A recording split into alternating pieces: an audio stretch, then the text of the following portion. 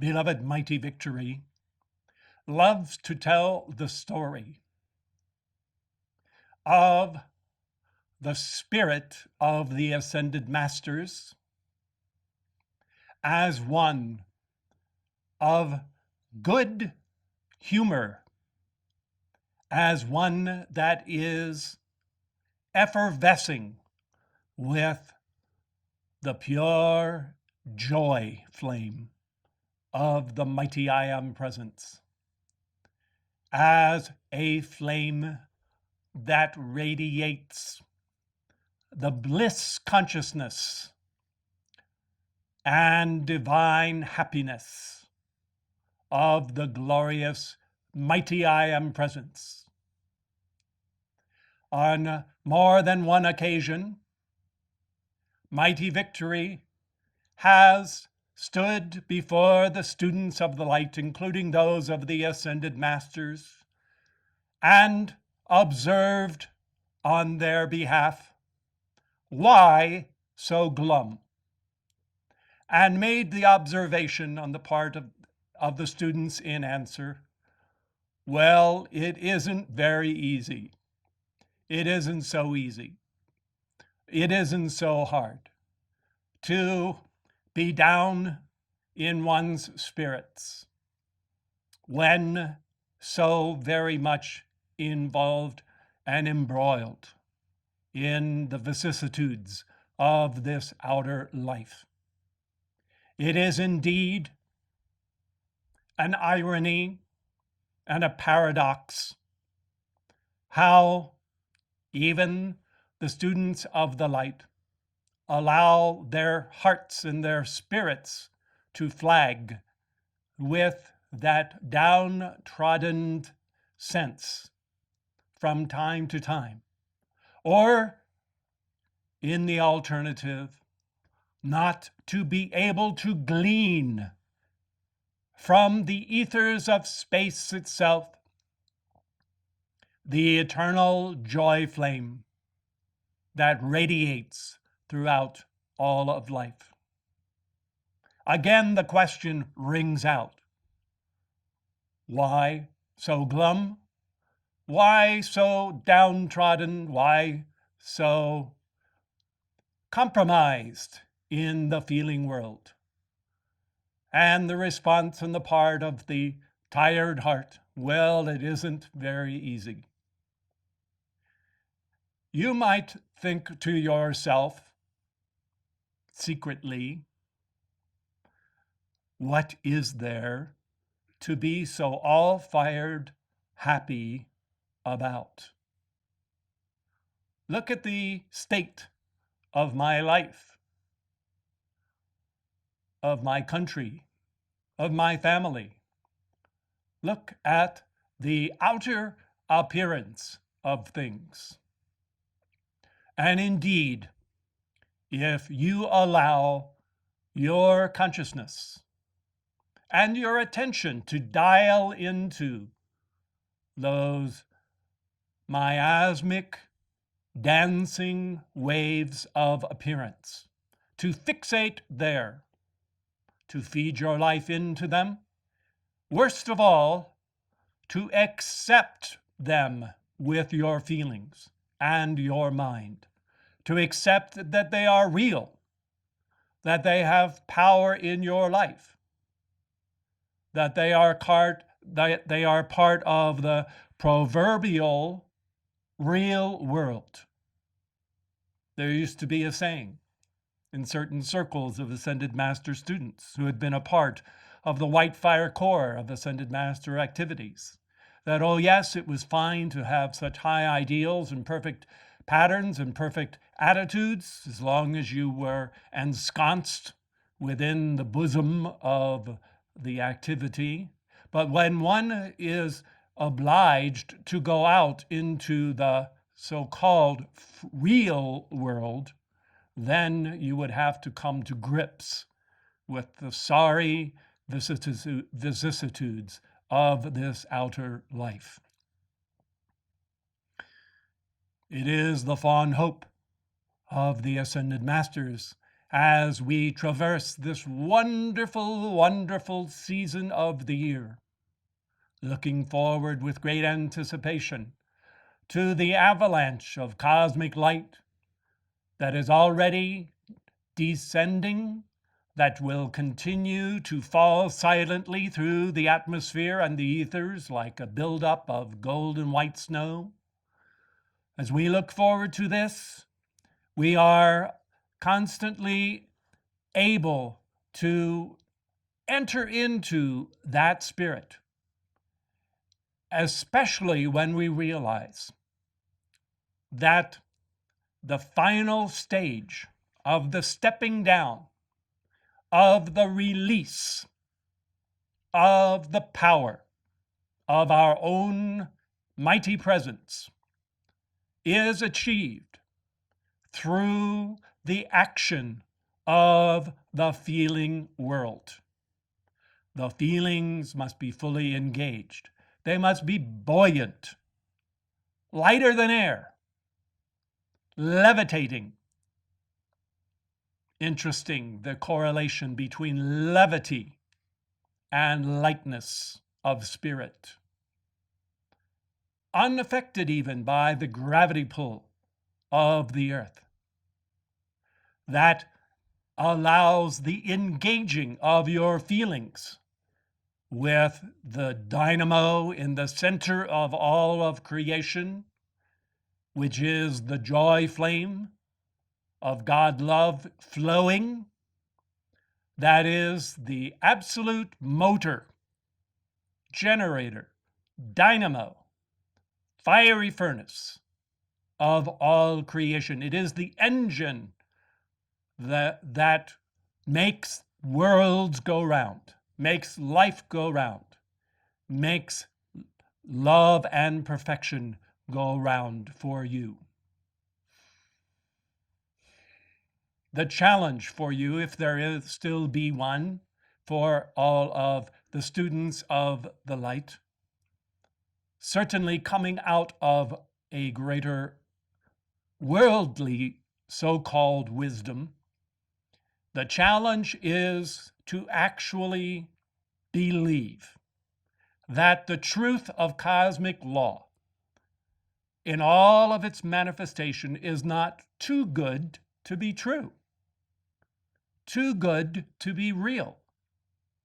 Each of you can best judge for yourselves the degree to which your heart has touched the bedrock white fire core reality of the presence to such a measure that you no longer feel that you are acting a falsehood, that you are acting as a Pollyanna, sticking your head in the sands and denying the facts as they are, that you are not some unsophisticated hayseed from a throwback of past dark ages of ignorance, unequipped by scientific prowess to know the facts and the realities that are real in life.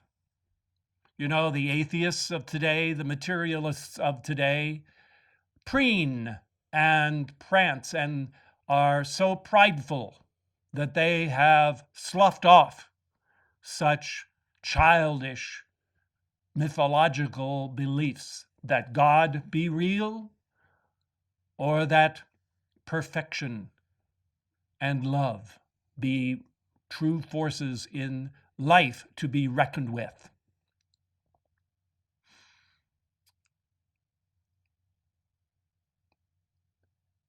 It is the desire of the Ascended Masters that those things that your threefold flame, the flame upon the altar of your heart, knows so very well, shall now likewise come into the billowing out into the fullness of your conscious awareness through the full magnitude of every aspect of your mind, every aspect of your feelings. And it is the fond desire of the Ascended Masters that there be established for you a flow of Fohatic love that is a true expression of the giving and receiving, and the giving and the receiving between your heart of individuality and the tangibility of the presence of the Godhead. It is one thing to have an academic appreciation and a certitude that the truths of cosmic law are in fact the ultimate authority in your life. And I'm sure you will all agree, it is another thing to have the Fohat flowing through the pores of your flesh, your feelings, your mind, your memory, your heart.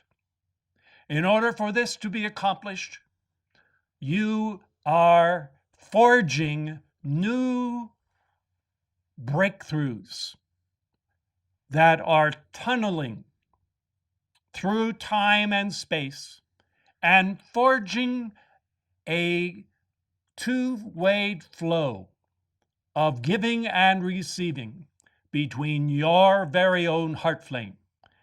First and foremost, with the heart flame of your own individualized mighty I Am presence, that glorious being who is the truth of your being.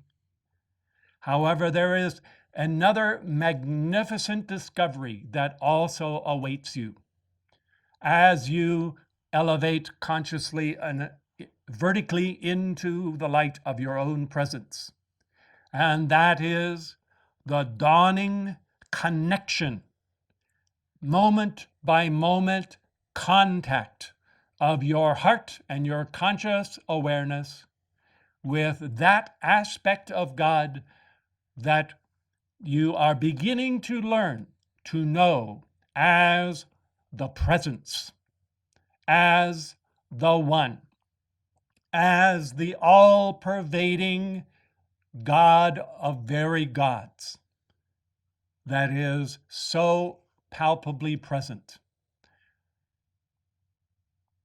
As you and your heart make this connection, and there begins to be the givingness of the adoration of your own heart, leaping from that heart flame, connecting with the heart of the one presence, and finding that there is a gracious acceptance of your love by the great presence of the one.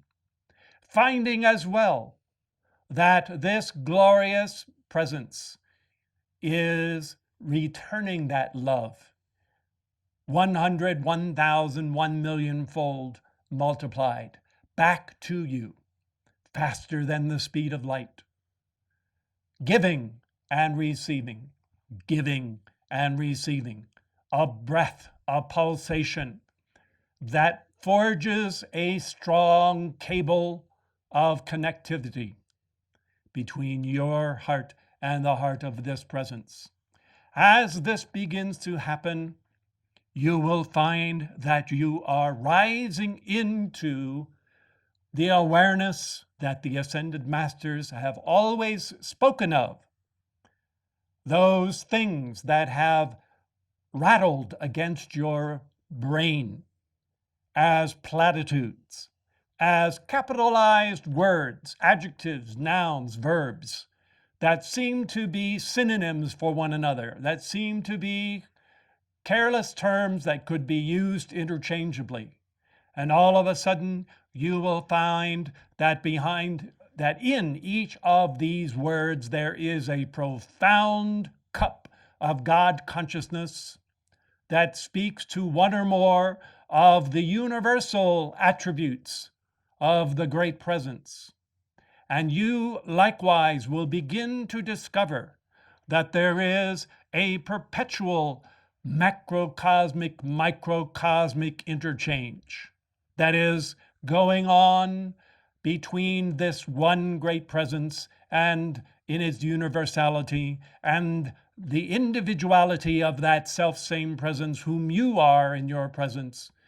And over the shuttle of this is the warp and woof of creation woven, and all of manifestation gestated and brought forth as the great drama of creation is ongoing, as that act of creation is the sunum bonum of God love, lavished upon every single part of life. Let us see if we can cause a shiver of joy to electrify your spine.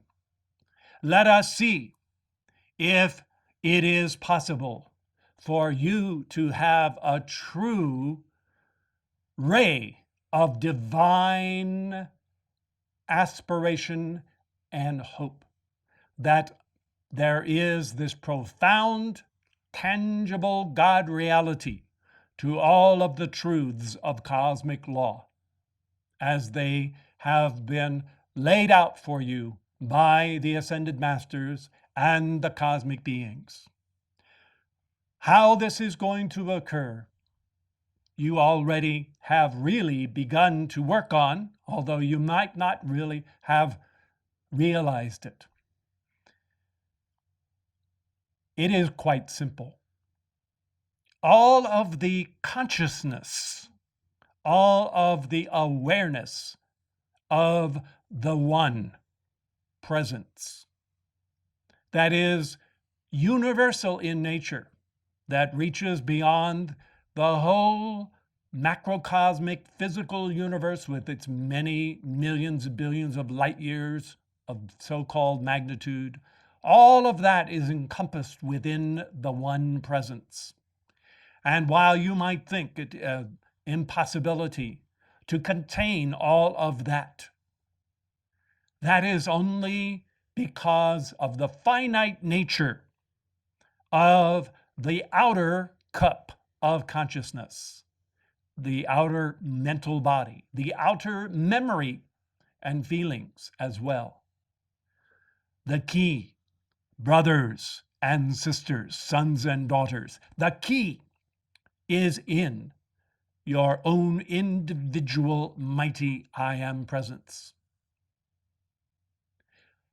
And sharing the consciousness that your own individual presence expresses eternally. And you may have the comfort of knowing that the fullness of that expanded, transcendent, limitless consciousness is preserved for you. The fires are banked, the coals are banked and fanned, awaiting the triumphal ritual of your return in the ascension. And even now, you, in the individuality of the consciousness whom you are, at the level, at the way station of the electronic body, are already participating in that consciousness. And the process of you entering in and knowing firsthand, as profoundly as you know any physical reality, the process of having that self-same conviction about these truths, these joyous truths of cosmic law, is as simple as ensouling or putting on or rising into that awareness that is the limitless, shining individuality of your own mighty I am presence. As you, one by one, rise into that victory of the ascension, everything will change. And as one of the ascended masters who ascended in the middle of the 20th century once described, he had two analogies that he used to describe the process of the ascension. The first was that he said that initially it was as if he was standing before the ascension out in the daylight at high noon, and there was the natural blueness of the sky, the sun as a point source of light in one place in the sky. And that between one blink of the eye and the other, all of a sudden, instead of there being only the blue vault of the sky, he was now aware of the whole great dome of the starlit sky and all of the many points of divine light that were in that sky. And he realized that, of course, even in daylight, although they are not discernible, that those same stars were always shining, although he did not see them or recognize them. But it is as if they had come into focus and were present there. These stars not only being actual physical stars, but being the ascended host, the starry body of the ascended hosts and the cosmic masters, being aware of this great retinue of the hosts of heaven that were suddenly present. The other aspect that was described by him is that as he rose into the ascended state, it was as if space,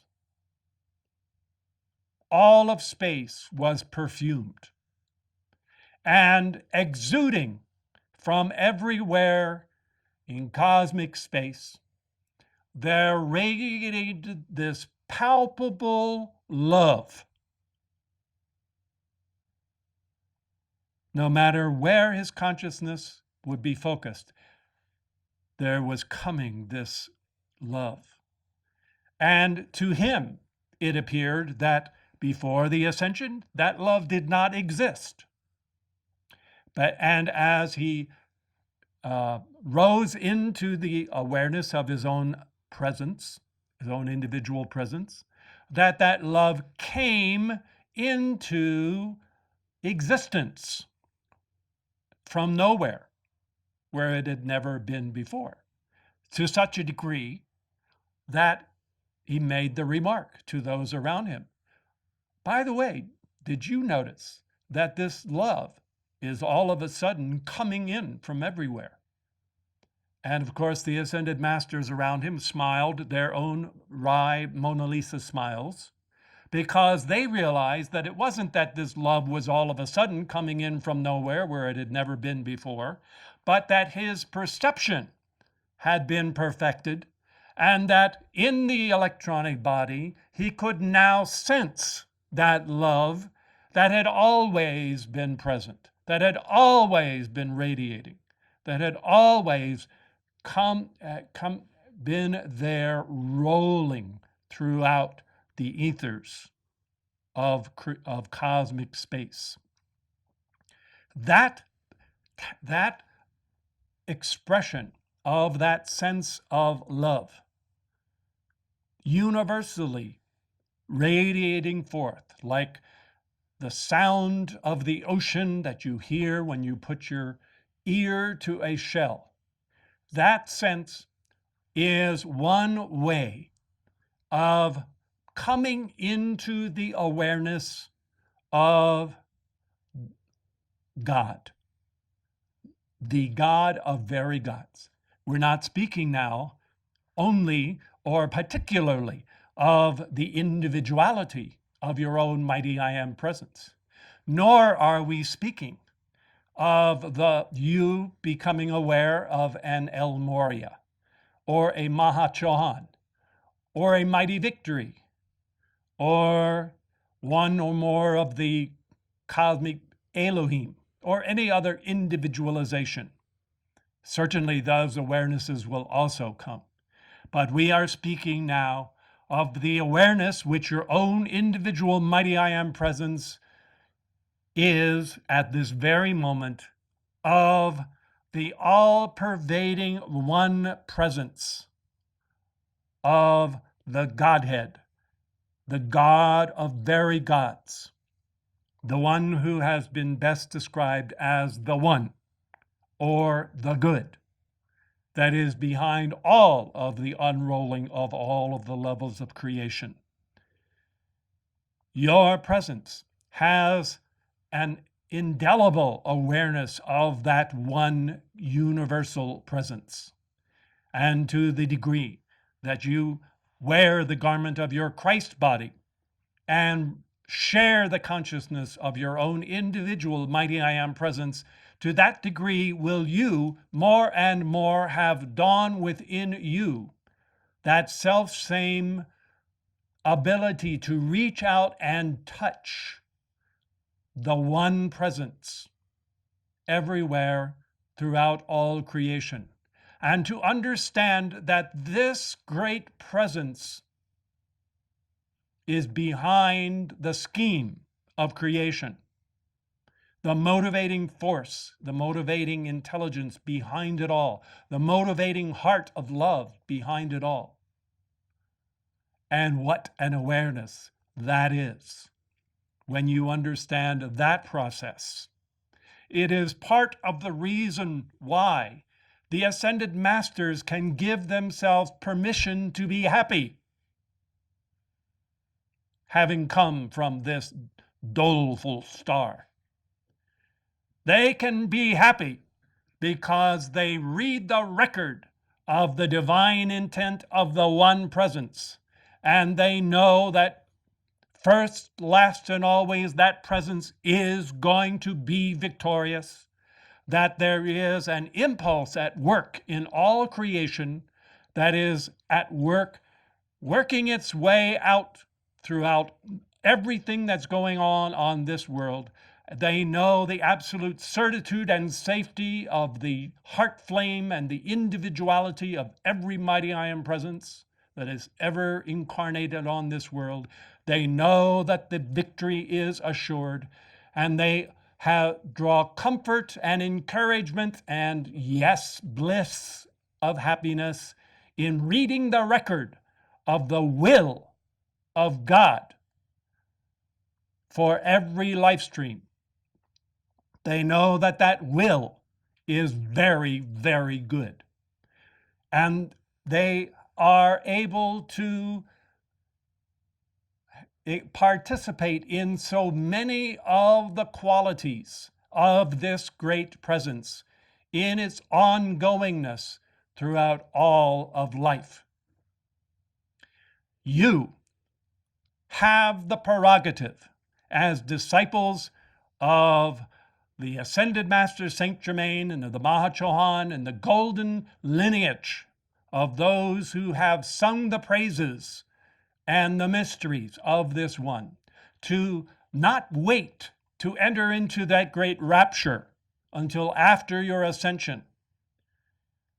As you share the communion and the God consciousness of the individuality of your presence, and you school your feelings and your mind to the discipline of the law of the one, and the life of the one, and the love of the one presence throughout all of creation.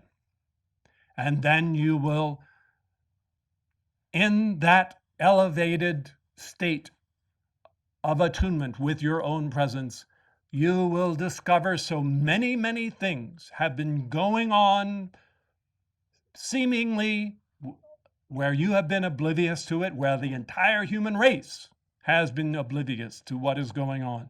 But there has been this great drama that is going on behind the screen of outer manifestation, spontaneously carried on by the love of God, inspired in the brotherhood of light. And now it is your prerogative, even here and now, to enter into the joy of your Lord, the great rejoicing in the light and the power and the victory of that action, those activities of the presence. Let us see what we can discover for a few moments about the nature of this great presence of God in all of life? Well, one of the first things we discover is that this great presence is supremely active, active, active, which means that it is engaged spontaneously. Many of you, are part of a loving relationship with a spouse or a child or a parent. You know the difference between an impulse that comes from your beloved, that is born entirely of their heart, rather than being the result of a hint that you have given, or perhaps an indication that you will be chagrined if this impulse doesn't come. If you have to remind them of a special anniversary or hint too broadly about what you want, you may get it, but is it worth as much as when you didn't have to cajole that response from this individual? Well, this is what is meant by the active presence of God. Not just the angels, not just the ascended masters, but the one presence is active, active, active. In fact, you will eventually discover that this whole scheme, this whole idea of creation was spun forth out of the beautiful, sublime imagination and mind of the one presence. And you will discover that this presence has been eternally busy about the work of enriching every part of life, fashioning parts of life just so that it can lavish more love on every single part of life, imagining things about its own nature as the divine blueprint of the individual mighty I Am presence, but so very active at work. And frankly, the ascended masters take their cue from the one presence, the Elohim, the cosmic beings, Alpha and Omega. They all look to the example that is set by the greatest of all givers, which is the one presence. And they can do no less than their part to emulate and to be the hands and feet and the heart flame of that one great presence who has orchestrated it all. You will also discover that that one presence is truly the creator of all that is.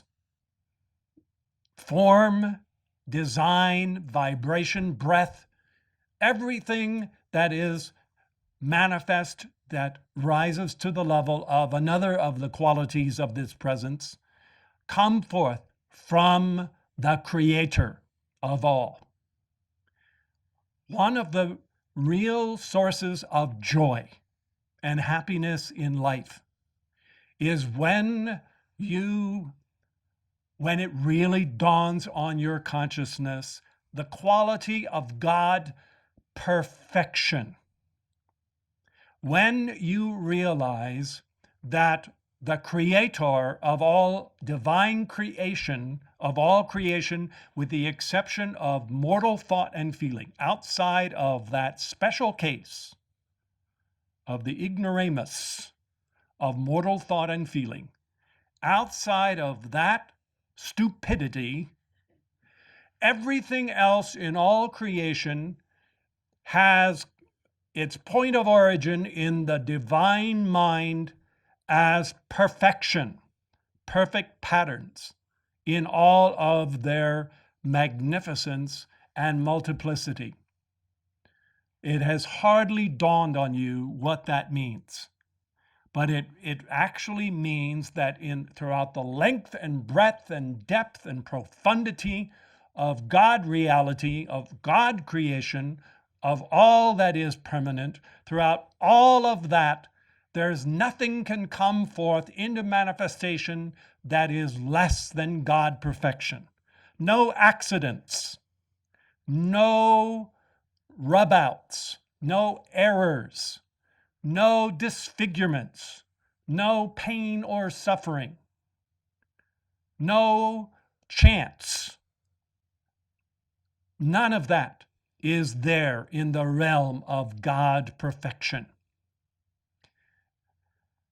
Another thing you will discover about the nature of this one presence, and this is one of the hardest for the mortal consciousness to actually contain. That is the capacity of this infinite one presence to be omniscient, omnipotent, and omnipresent. That is to say, for this one presence to be, let's take omniscience. All of these have the root omni before them, which means all or universal. So omniscient means all-knowing. All-knowing means all-knowing.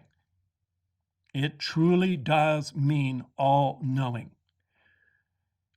This one presence is aware, is awareness itself, absolute awareness that extends from the highest of reality to the most outermost multiplicity of any of creation. Still, the one presence is aware.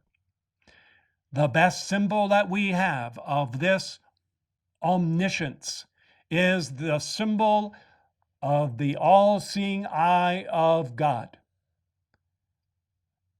Think of that eye as unblinking.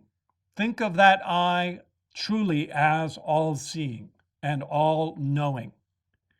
This means, brothers and sisters, that the one presence, not only the angels, not only those ascended masters whom you know, not only your individual mighty I am presence, but the Godhead, the God of very gods, is looking on and is seeing you, knowing you, including you in that awareness, seeing you in perfection, yes, seeing you in many ways. And while it may be true that a degree of the role of that all-knowingness of the presence is condensed and stationed in the vehicle of your mighty I am presence, nevertheless, it does not detract from the fact that it is the one presence that is seeing and knowing you. And even when it comes to those things that are less than perfection, that presence has fashioned the perfect solution in your Christ mind, your Christ presence, that similarly knows not only all of the wonderful things, but is able to know all of the predicaments, all of those crazy problems we get ourselves into, all of those tragedies of the human consciousness, falling short of perfection. Even that is known, so that truly not a sparrow falls to the earth, but that the presence does not know it. Not a hair on your head, but that the presence does not number it. This all-knowing presence, since it is all-knowing and it knows you, it means that that presence can receive your love and attend with its love to you. It means that there is an actual equation of giving and receiving that can go on between you and this universal presence. And that is so very, very powerful.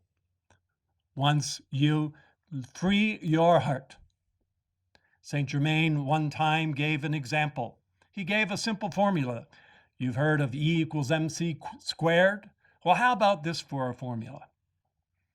Happiness equals love flowing. That's a pretty good formula too, wouldn't you say? Happiness equals the flow of love. Evaluate for yourselves.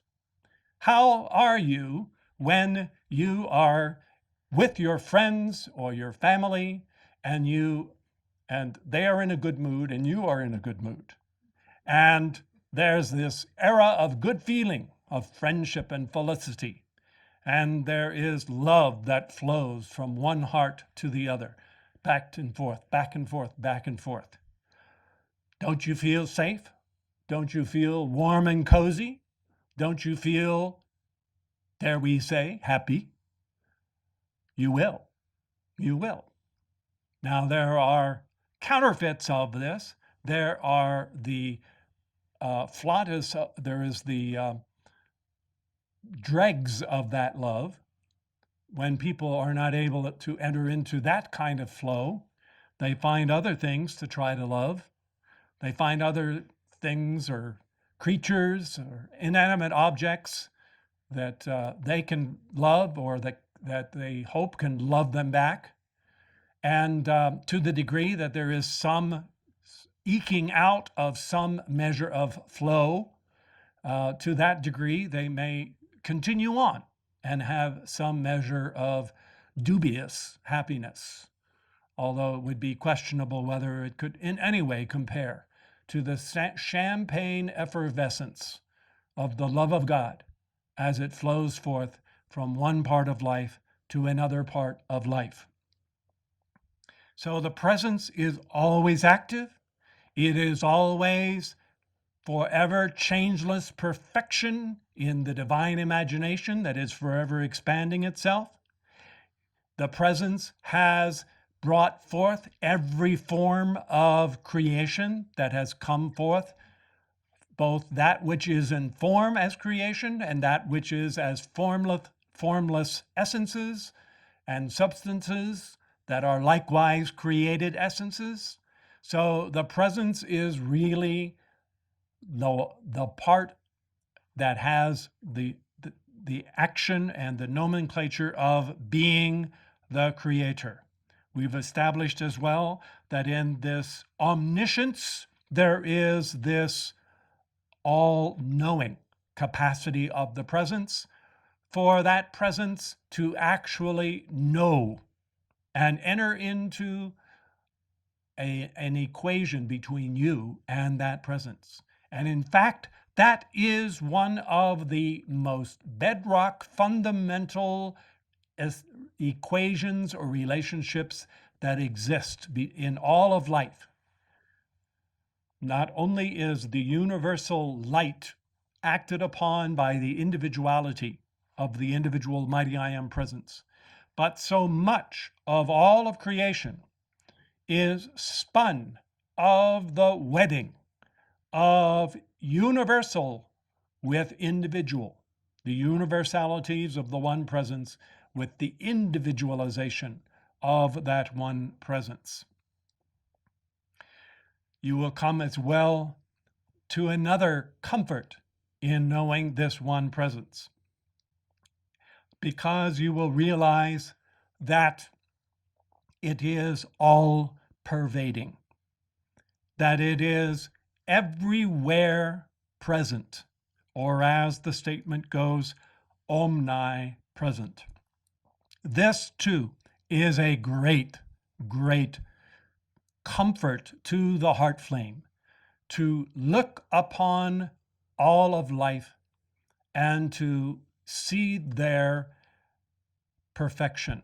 You, as a son and daughter of God, as a child of the light, you are so formed that and so fashioned that perfection is your native habitat. the realms of God, perfection and purity, the unsullied purity of the dazzling white light, that is your home. That is your natural estate, the estate of your being. And I don't care how acclimated you might think you are at present to the dubious vicissitudes of this outer world, with its relative state of good and evil, of reality and unreality, and shades of gray, of all of that, to where you think you like it, you think you're at home. The truth of the matter is that you're cringing and uncomfortable in it, because your true nature is the same as the nature of the individuality of your mighty I am presence, which is, even in that level of your unascended presence, to be of two pure eyes, to behold, to cognize, or to imagine iniquity, to behold or imagine anything that is less than God perfection and God purity. That is your nature. And it is unnatural to be embroiled and besmirched with all of the stains and wounds and encrustations and records that attach themselves to the world of individuals that are less than purity and perfection. So, that being the case, how are you to enter into that natural estate of both your I am presence and your Christ self and your heart flame, which have this passion and this aptitude for perfection and purity in the cells of your being? The answer is that you can, first of all, look through the outer veils of miasmic discord and register there behind the screen of manifestation, register the purity that is there, that has been taught to you as the white fire core. Now, these are not mere platitudes. These are not mere words or abstractions of philosophy. These are bedrock, tangible levels of substance and reality that the purified consciousness is able to reach out and touch and register that vibration. Those who have been at Acropolis Sophia have learned that even in the realm of mortal thought, feeling, and the physical body, there are three such monadic subplanes of God perfection in the white fire core of the earth element, the water element, and the air element. And there in that white fire core abides an intensity of God perfection and God manifestation that is never imposed upon and burdened in that white fire core with anything less than perfection. This is not mere neutrality. It is not mere absence of imperfection. It is a fiery furnace of a dazzling outpouring of cosmic light that has such a pressure of God reality and God, the presence within it, that it will never suffer or countenance to have anything imposed upon it. How this relates to you is that once your consciousness touches that and you register it, you will know that you are not acting merely on some diaphanous leap of faith that is pure religious faith, but you are acting upon a certitude of something that is truly present. So the first thing is that you will have that ability to register that white fire core. And as that happens, you will, if you have not yet, come into this awareness of what is meant by the presence of God being all pervading. All pervading truly means all pervading. It means everywhere present in manifestation. It means that you can't look anywhere. You can't focus your attention anywhere to that level of the white fire core and not find boiling there this fiery furnace of the purity of God consciousness and God manifestation. And you will always find that it is possible for you to feed your acceptance and your focus of your attention into that level of perfection.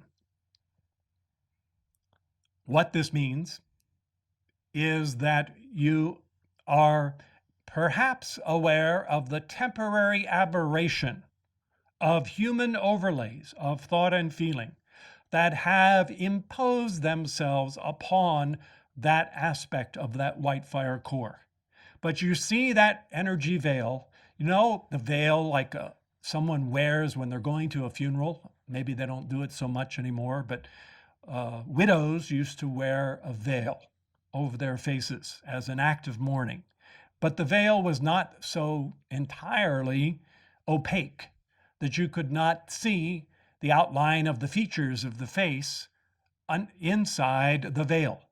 And so it is that you can momentarily, if you wish to, focus your point of attention on that energy veil of discord, and then with just an act of will, you can focus your attention through the veil on the white fire core that is within. And as you rivet on that white fire core, you are able to say to the energy veil, you have no power. You are not real. You are able to do two additional actions that are so very, very important. Something that the ascended masters do, that they also practiced before their ascension, that you likewise are also able to practice. Now, before we go into these things, let me just point out to you that if you did nothing, if none of the ascended masters did nothing, if no individualization of life ever did anything overt, of its own natural process, these energy veils of discord would eventually expend the stored up energy that created them in the first place. And they would be immolated in the white fire core, and the absolute universality of the presence would swallow up every bit of that darkness and replace it with perfection. This, however, might take quite a bit of time, and in the process of throwing off that imperfection, it might burden other parts of life who would have to experience the repercussion of their own false sowings that they had created in the past. Hence, we use the violet flame to arrest that process and do it preemptively before that natural purification by cataclysm, by pain and suffering, or some other way, by the swallowing up of that, it would otherwise take place. But that, if you understand and if you could see time-lapse photography of that energy veil, I don't care what it is, you would see that it has a finite half-life that is going to dissolve away and be no more. And God in perfection is going to roll over it and go on its way, the absolute authority and supreme God reality over all of life. So you have the ability now to deny it its power and to focus your attention on the God reality that is in the white fire core. And you also have another prerogative where this is concerned, that is something that you can actually enter into now, especially in this season of the year. And that is to, in the certitude of the reality of the presence, you are able to rise into that consciousness of your own mighty I am presence, into that part of the consciousness of your presence, which perhaps you may not have understood, may have considered to be somewhat a mystery. And that is that as you are now unascended, your mighty I am presence is blissfully ignorant of every bit of the soap opera that is life on planet Earth. You use a soap opera because unless you dial into that channel, you're not going to be aware of the soap opera. Your mighty I am presence is blissfully ignorant. Ignorance in this case is truly bliss. Blissfully ignorant. And what does that mean about the presence? It means the presence can afford to be happy, to be very joyful, because there's nothing to worry about. There are no problems. There's nothing but victory, victory, victory. There's nothing but the absolute enchantment of perfection, of the whole vast gamut of all of the God creation in life, that is the ongoing peons of victory that echo as crescendos across the whole fabric of time and space. Your presence is in that. And believe it or not, it is possible for you in one real way to wield the power of that, and to actually, and this is something that has been taught and taught and taught by the Ascended Masters as one of the most powerful weapons that you have in your arsenal of achieving your victory and of serving life. And that is when you hear the report of something going on in life that is less than perfection, something that is not going on in the mind of God, it is your prerogative to say, I don't accept it. I'm not going to be afraid of it. I'm not going to worry about it. I'm not going to be sympathetic about it. And furthermore, I am going to affirm that God is there where that appearance is. God is there as the dancing outpouring of a dazzling sun of universal light and life that is there. And I refuse to accept any connection, any figure eight flow with anything less than that. The presence is there, the light is there, the victory is there, and I will not, for myself or for any other part of life, accept anything less as the reality for that part of life. This you can do, this you must do.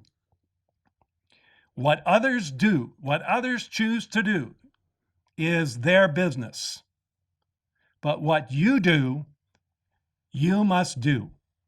This the Ascended Masters have done, one by one. They have not sat by the side of the road, just twiddling their thumbs, knowing this, but saying, okay, I'll stay down here in the earth plane as an undescended life stream.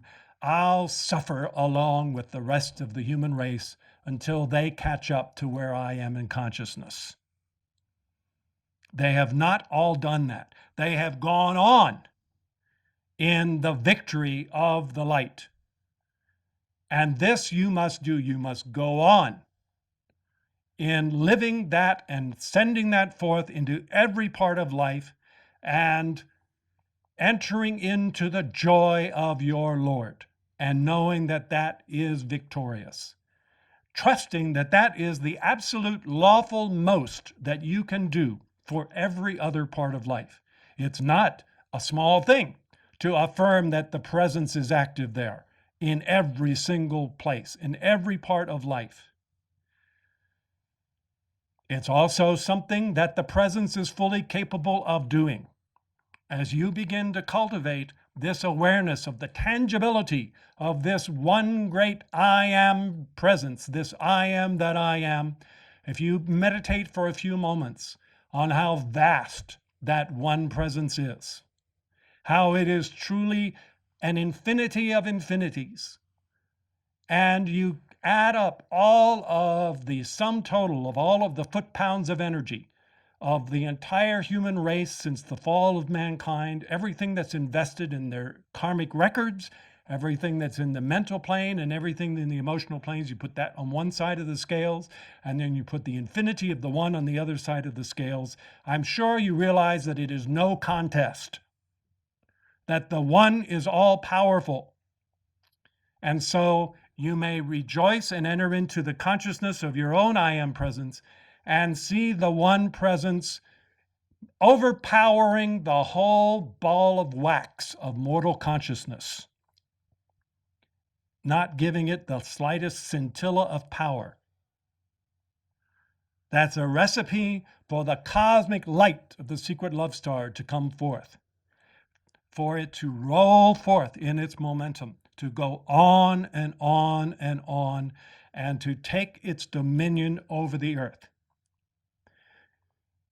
I would say in passing, in this regard, do not, as you value your ascension, feel as if you need to make excuses if you're not yet an adept.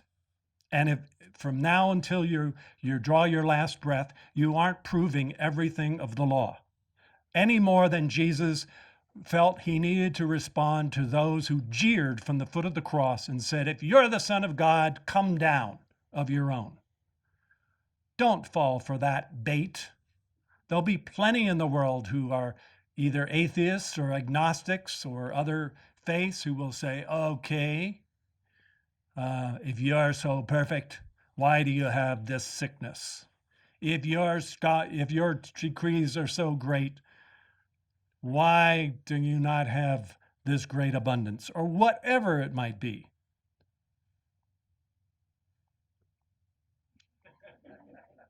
You may interpret that any way you want.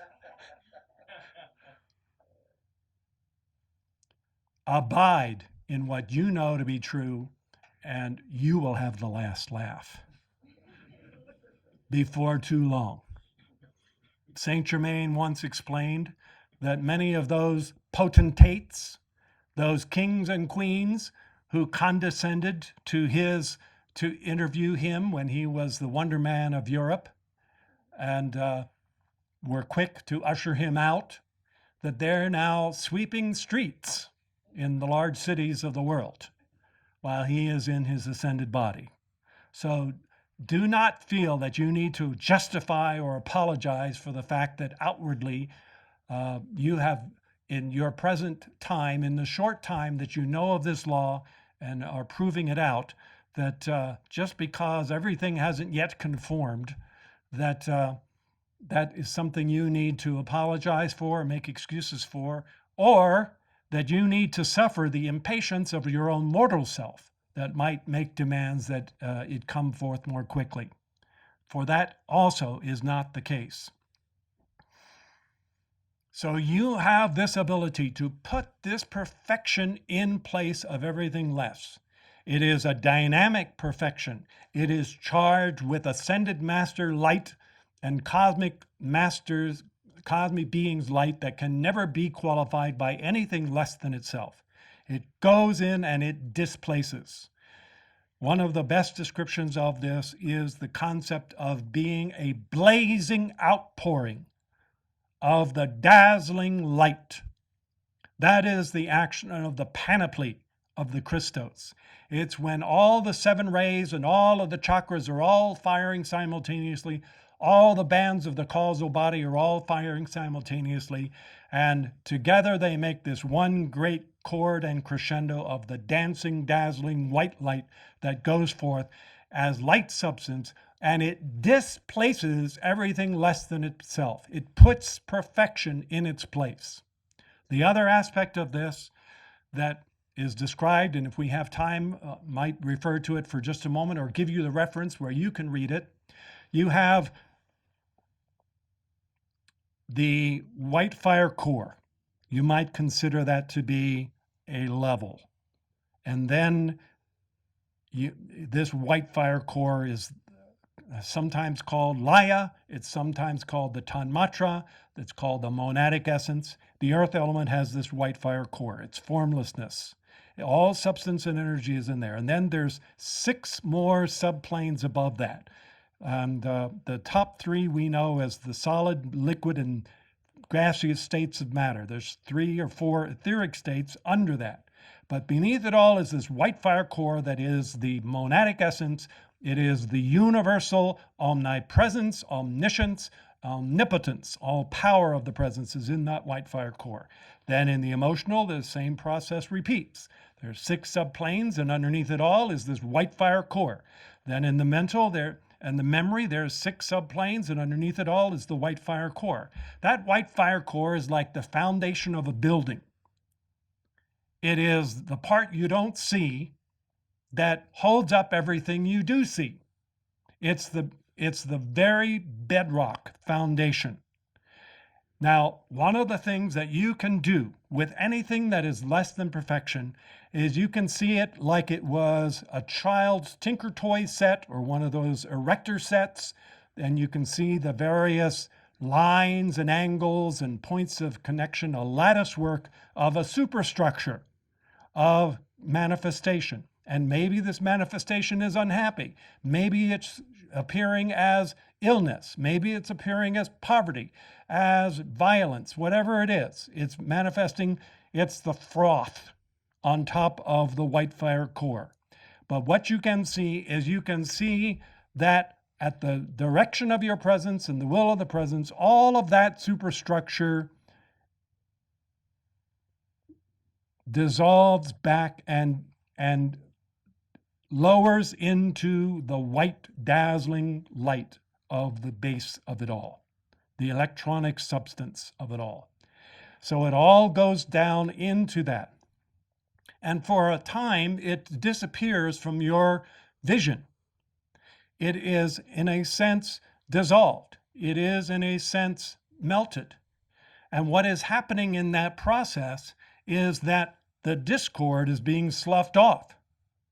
It is being washed away.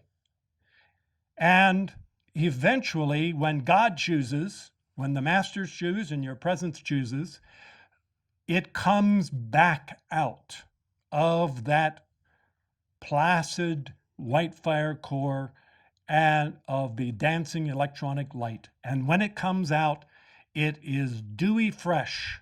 It is regenerated and resurrected and ideally perfected. And it comes back as a new creation that is then available for work with you. This is an action that is absolutely and positively part of the truth of cosmic law. You may read about it, if you choose to do so, in the chapter of the Divine Romance in the Magic Presence. One other thing we must say about perfection before we move on. We've only touched on a few of the aspects of the nature of the one presence. The carnal consciousness, the mortal consciousness, can no more relate to God consciousness than the man in the moon. The carnal consciousness cannot, as the saying goes, wrap its arms around the idea. From the outside looking in like an orphan urchin, the carnal consciousness can only see a caricature of these God qualities and try to extrapolate and interpret them according to its own demented mindset, and to make of them a terrible, monstrous caricature of the divine qualities that they are. For example, this quality of perfection. You could find the same thing of many others, like the oneness of the presence and so forth. But let's just take perfection. There is a story that was put forth as a Christmas story, a story of the year about a young lady living in a lower middle class area of New York City with her family, who was dreary of her life and all of the in-laws that she had to put up with, of the crowded conditions in which she lived, and kind of really didn't like her own life at all. And she, according to the story, she was someone who really loved to celebrate Christmas and really loved to get into the spirit of the Christmas season. And so the miracle that was worked for her was that some enchanted being came along and gave her a snow globe of a little idyllic Disneyland type village with, of course, a wonderful melody in the bottom of the snow globe. And there was a skating rink, and there was a bakery, and there was Christmas trees, and all the typical great metaphors for the Christmas season, all shown in miniature inside this snow globe. And of course, as the story wound out, she found herself awakening at night inside this idyllic world. And there, all the people were really two-dimensional. They just went about their little droning perfection that they had. And but it was idyllic in that sense. And they had Christmas turkey every day, and they never got fat. And then no one ever had to work. Nobody ever skinned their knees on the ice skating rink. And in the morning, she'd wake up and go back into her daytime life. And for a long time, she lived vicariously at night in this idyllic world. But as time went on, the sameness of it all, the superficiality of those characters in this world began to wear on her. And the great moral of the story at the end was that this kind of perfection is artificial, unreal, superficial, and not nearly to be compared with the visceral, gut-wrenching problems of life here in the outer world, which is really the great character development that she had, was to realize that this was of all the possible worlds that could be, this one here with all of its problems and people dying and everything else, that's really where the spirit of individuals are properly ennobled, and that this is the highest and best world, and that this perfection is boring, is sameness, is a droning, neutered consciousness that is the last thing in the world that any part of life would ever wish to have. There have been so many variations on this theme over the years, but I want you to know that is the furthest thing from the truth for anyone whose heart is open, for anyone who has truly entered into the attributes of their own Christ presence and their own mighty I am presence, that there is a uniqueness and individuality, a variety and a richness to life, that there is glory there, and there is honor, and there are things, because there is achievement, there is power, there is something of true worth that is going on in the great drama of life. That is the story for another day, but there is in the presence limit and limitlessness. And you yourselves right now are engaged in one of the greatest dramas that you will continue to be engaged in after your ascension. You are engaged in something that does require exertion. You are engaged in something, and that is to transcend yourselves. You are called upon to be more than human beings, to transcend the finiteness of your cup of consciousness, to transcend limit, and to express more of the limitless nature of the presence.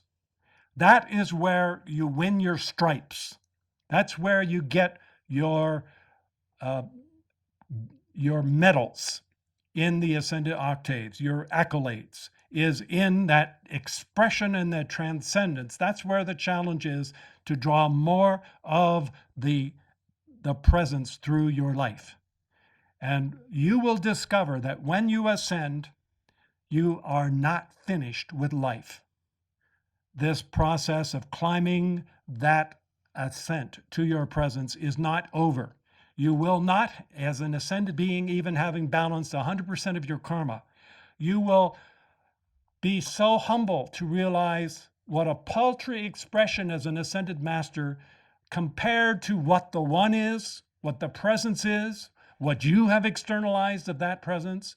When you look at the cosmic beings and the Elohim and of Alpha and Omega, and see how much more of that presence they have externalized than you have, there will still be something to work for, to strive for, to unfold more, to realize more of that God presence. There will be joy in that, and that is where the real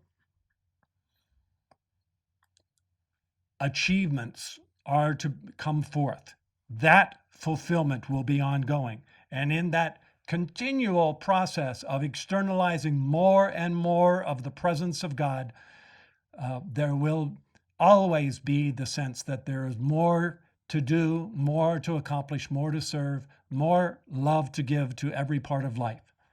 So you have that to look forward to, and that is really the great athletic competition of your life, if you will. You against yourself. You against what you have externalized thus far. The finite cup of your consciousness versus the infinite cup of the outpouring from your presence. And that winning that victory and producing that joy is something that will be ongoing and ongoing and ongoing. Let me leave you today with the sense that your heart is on the move with the heart of your own mighty I Am presence. And you and your presence are on the move, pushing against, interacting with this great love of this allness of the presence.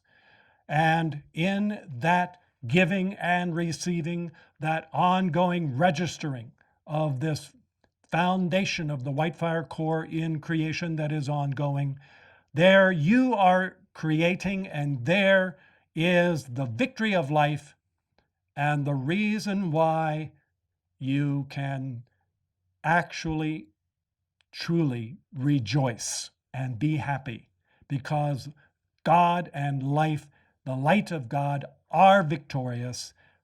The light of God is this absolute goodness.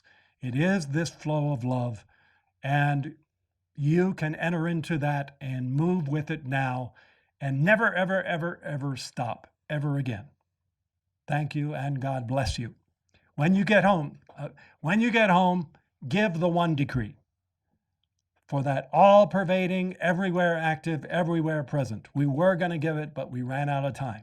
So give it when you get home, and let it be the snowstorm of the white fire core that surrounds you and moves before you into all of life. Thank you, and God bless you.